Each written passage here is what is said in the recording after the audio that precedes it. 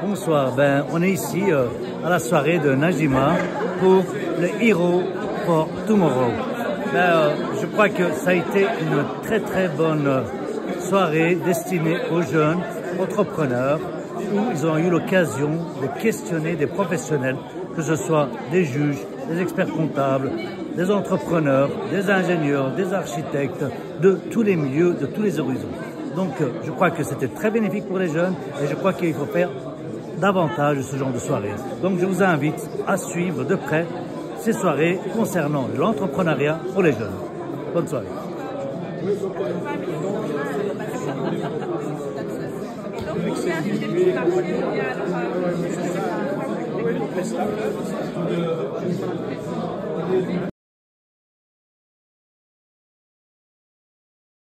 Et ensuite expliquer. Moi, ça me fait plaisir de vous voir aussi. Alors, j'ai envie de partager une chose. J'ai eu la chance quand j'étais jeune, alors moi j'ai grandi quartier à l'Essence, j'ai grandi près de la gare du Midi. J'ai eu l'occasion de travailler pratiquement dans tous les pays d'Europe, d'avoir des missions en Russie, d'avoir des missions aux États-Unis et de pouvoir voir différemment le monde. Je ne suis pas là pour parler de moi, l'essentiel c'est que j'ai beaucoup aimé des choses qui se sont dites. C'est cette vision quand on est dans le monde, c'est de le voir autrement que via les médias que nous avons en Europe. Et j'ai toujours dit à mes filles, c'est un directeur qui m'a permis d'apprendre ça quand j'étais jeune, en humanité, qui disait « Si d'autres l'ont fait, pourquoi pas vous ?» Et c'est une phrase avec laquelle j'ai nourri mes filles, elles sont là, elles peuvent en témoigner. « Si d'autres l'ont fait, pourquoi pas vous ?» C'est important de pouvoir s'en rappeler. C'est vraiment le leitmotiv principal. La deuxième chose que j'ai appréciée, c'est on a eu des témoignages et il y a eu des choses très très intéressantes des deux côtés d'ailleurs. Alors vous avez eu la partie qui se jette et qui n'a pas parlé de risque, mais qui a parlé de tout ce qui était opportunité. Et la partie dont nous avons besoin, puisque je suis indépendant, j'ai plusieurs business aussi, je peux vous avouer, réviseur d'entreprise, c'est très très pratique. Ça vous permet quand même d'éviter pas mal de problèmes parce qu'on fait des erreurs. Et j'ai envie de vous dire aussi, osez-vous planter.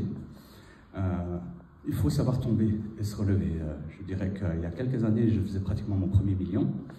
Et il y a un an, j'étais pratiquement en faillite. Ça fait partie des réalités du business. J'ai aimé ce que tu as expliqué à moi, Sia, c'est quand elle est passée par sa vulnérabilité. La vulnérabilité, c'est pas de la faiblesse. C'est pouvoir se dire à moi, je sais qu'il y a des choses que je peux améliorer, qu'il y a des choses que je ne vais pas faire du premier coup convenablement.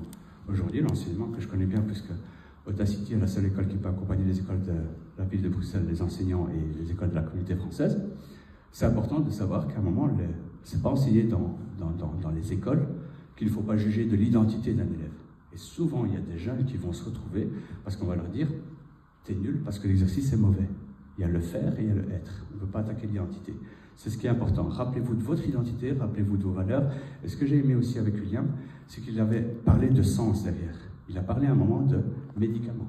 Il a parlé à un moment de pouvoir aider des gens. Rappelez-vous que votre business, s'il n'est pas lié à du sens, ça ne va jamais fonctionner, je vous le dis tel quel. Et rappelez-vous, il y a une chose que j'ai aimé à un moment. Vous avez dit à un moment qu'il faut avoir un objectif qui est au-delà d'un chiffre, par exemple. Parce que quand j'ai atteint mon million, c'est quoi la prochaine étape? Tandis que si j'ai du sens, si j'ai une idée, je sais que je vais vouloir développer cette idée encore et elle est infinie. Parce qu'il y a des personnes qui arrivent à leur million et qui ne savent pas finalement que cette limite qu'ils ont atteint, ou du million et des 10 millions, une fois qu'ils l'ont atteint, le subconscient n'a plus envie d'aller plus loin. Parce qu'ils se sont dit, j'ai déjà fait l'effort. Et donc les sportifs ne visent pas simplement une médaille, ils visent toujours à être les meilleurs. C'est ce qui fait que les sportifs qui sont médaillés sur plusieurs années, c'est parce qu'ils ont visé plutôt d'être sportifs qui sont médaillés plusieurs années et pas juste la médaille d'or. Voilà, c'est ce que je voulais vous partager. Je n'ai pas l'arrogance de vous apprendre quoi que ce soit, c'est simplement un partage d'expérience et je vous souhaite le meilleur et bravo d'être déjà là.